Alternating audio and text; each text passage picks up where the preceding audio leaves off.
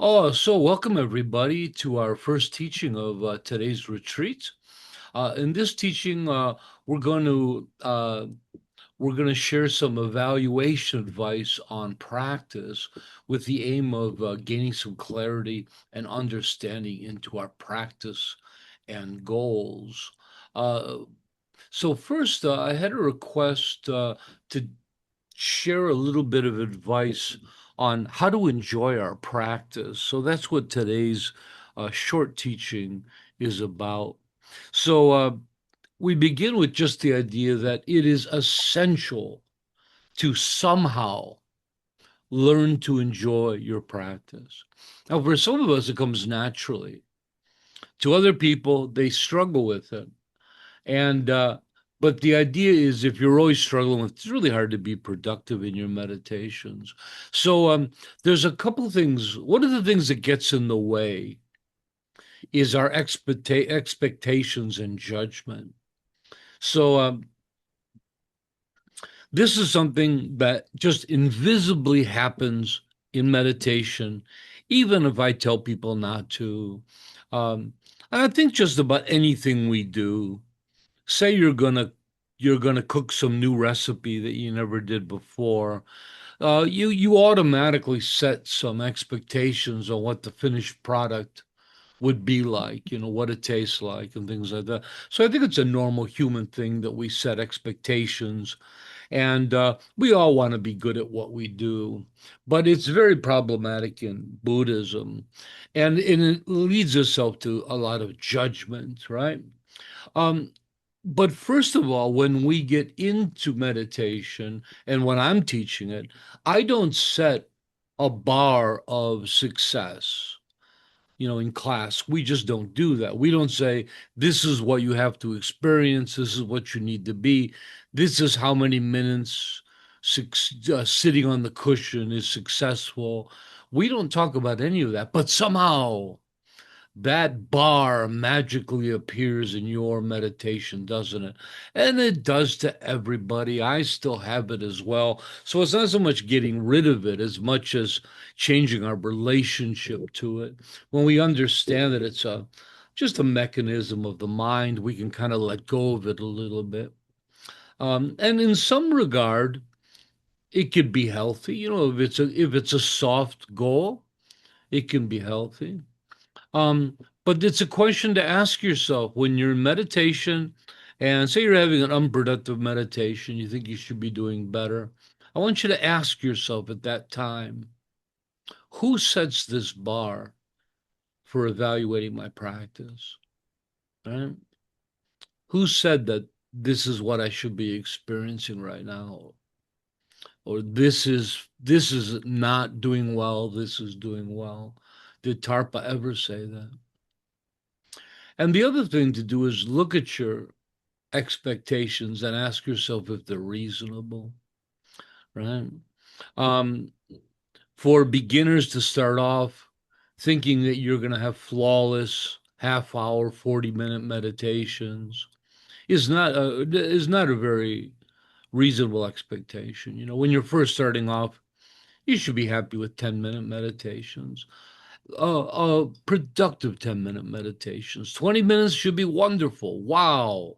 You should impress yourself with that.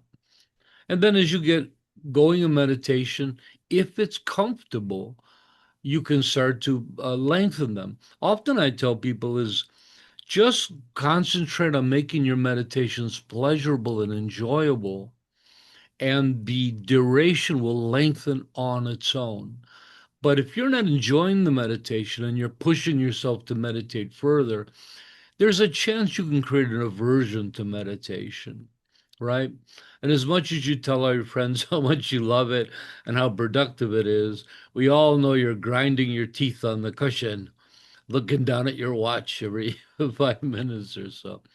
Um, the other thing that's important is it's a quality within our 7 point checklist, and it's the quality of acceptance, right? And acceptance is number 4. And I just can't say enough of how important the idea of acceptance is, but to understand it fully is important. So You have to accept first that there are so many different kinds of minds, right? This is something with SBT that we're very clear about. We acknowledge and accept the wide range of minds. This is something in my experience Buddhism has problems with, right? When I was in the monastery, they taught to one mindset, and your job was to be that mindset. And if you weren't, you're in the wrong place. They didn't really have the idea of adapting to different people's mindsets. So I decided with SVT that we would make that front and center. And of course, it's a bit of a Western thing, something that's uncovered through modern psychology, especially the forms of talent. Have you ever run across these in your social media searches that, nowadays they've classified uh, like 15 different official forms of intelligence. Isn't that remarkable? In a Tibetan culture, if you have good handwriting and you have a good memory, you're intelligent, period.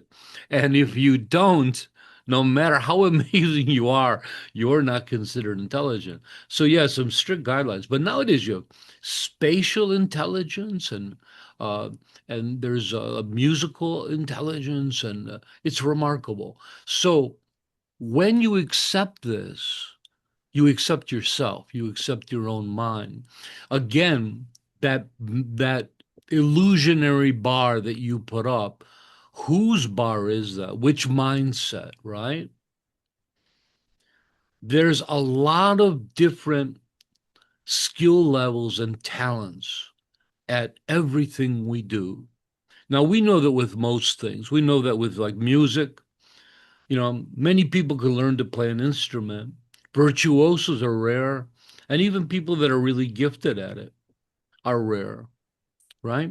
But every mind's different. And that person that might not be good at music, well, maybe they're fantastic at mathematics, or maybe they have amazing people skills. When we accept these different mindsets, we also accept different skill levels and talents. And a lot of the great talents we have are kind of invisible. Some people think they're not good at anything, but when you look, you find out that they're just amazing communicators. Everyone likes them. And so there's so many hidden qualities like that that people aren't aware of in their own skills and talents. Meditation being one of them. Meditation is a skill like others, like playing an instrument, like playing sports. Some people just are really great at it. And it could just be that they have a certain mental disposition.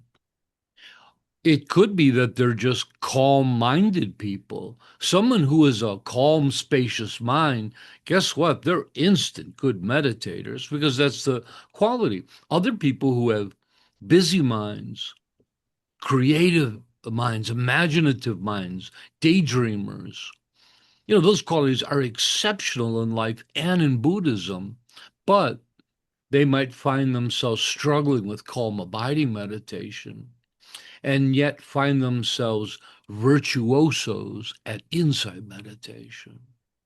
So we have these different levels and talents, and there's no way around that. You can't will yourself to be a musical genius, and some of us can't will ourselves to be meditative virtuosos, but we can all learn how. And the difference with meditation, it's kind of like exercise. It's not something that's just nice to be good at.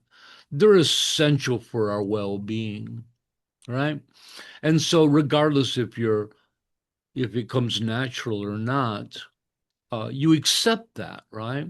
So we practice this kind of radical acceptance in this, and that so by understanding different mindsets, by different understanding different skills, different talents, and not judging yourself by it really, and accepting it really opens up our minds and sets the stage for enjoying your meditation. um and there's two levels that works. One is the acceptance. So when we say, when we're going through the checklist and we say acceptance, so what are we accepting? We're accepting, first of all, that it's meditation time. For the next 20 minutes, I'm going to do this. I'm going to accept that. Nothing else I'm going to do. I'm going to accept that this is the most important thing to do. I'm accepting that this is my mind, my body, my practice, my level of skill, my level of talent, and the and for this moment, for today or this moment of meditation, this is what I'm working with. So you might say, "Oh, my mind was so busy I couldn't meditate." Exactly. That's what you're working with. So we're not trying to meditate when it comes natural and the mind's in the mood for it. We're meditating to work with whatever mind we're sitting down with. Can you see this idea of radical acceptance? Can you see why acceptance is so important in the 7 point checklist, right? And you're accepting the environment that you're in, the time constraint, just all of it.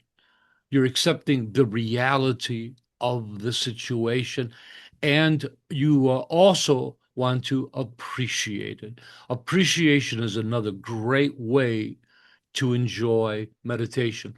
Uh, I remember thinking back during a meditation, I was working at trying to appreciate my meditation.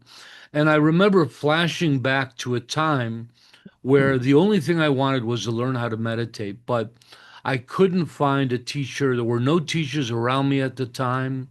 And I could only dream of one day. I could read a book, but it didn't seem to be the same.